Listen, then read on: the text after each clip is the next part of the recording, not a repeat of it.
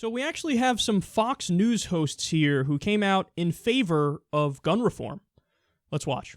Every time we have a mass shooting, we talk about guns, right? Yes, the Orlando massacre was terror.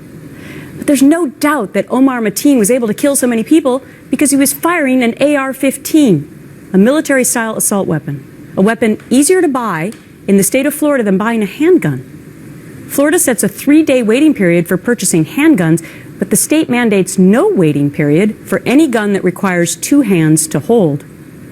President Obama and gun control advocates have repeatedly called for reinstating the federal ban on semi-automatic assault weapons that expired in 2004. Congress has said no. So what do you think?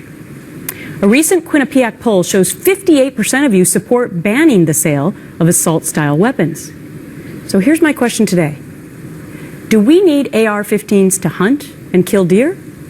Do we need them to protect our families? Yes, I'm in favor of people being able to carry. I think some of these mass shootings would have been less deadly if that were the case. But I'm also with the majority today, taking a stand. Can't we hold true the sanctity of the Second Amendment while still having common sense?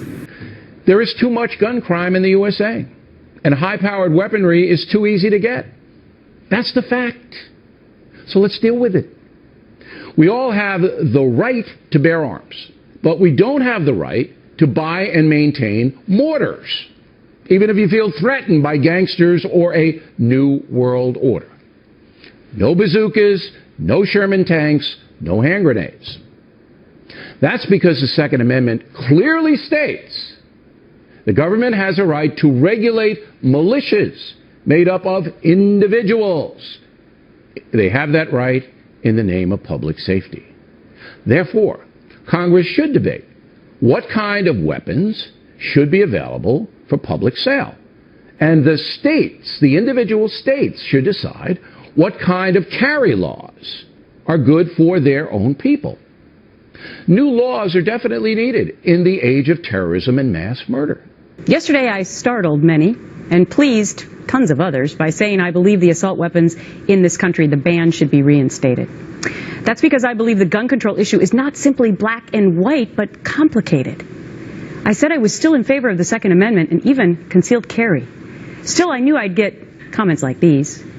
At Gretchen Carlson's Winnie, well, I guess that's supposed to be whiny, ass, should leave the airwaves forever. Your anti-American comments today were among the stupidest I've ever heard. And I did not realize she was that stupid.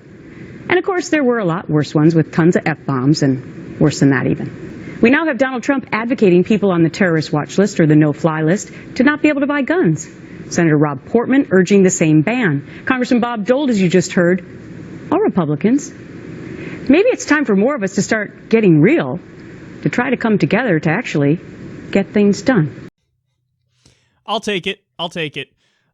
I mean, look, I have to say that Gretchen Carlson is honestly one of the dimmest bulbs on Fox News overall, based on all the other stories that we've done on her and what I've seen of her. So usually not somebody you really want on your team, but take it where you can get it, man. To even they want to go like 3% in the right direction. I would be in favor of going further, but take it for what it is. They're coming out on the side of some kind of gun reform, and that's something that we should applaud. We should note, however, isn't it funny that it took a Muslim guy doing it before they said, okay, all right, now, come on. We don't want all these Muslims getting weapons, do we? Now we could do some things, right? Let's do some things. When it was, I mean, even Sandy Hook, like, children got slaughtered, but the perpetrator was white. So it took a while. Now, to be fair to O'Reilly actually has been in favor of some kinds, amorphous kinds of gun reform for a while now. But I actually think his proposals went a little further this time around. Like, he seemed to be more, like, strictly on the side of, no, let's do something. When he brought up, hey, it says a well-regulated militia in the First Amendment. Don't leave that part out. Don't leave that part out. So credit where credit is due. You know, as I've said, I'm kind of a moderate on this issue, and I'm surprised when I get shit from the pro-gun people because they actually have more of an ally with me than they do with many people on the left.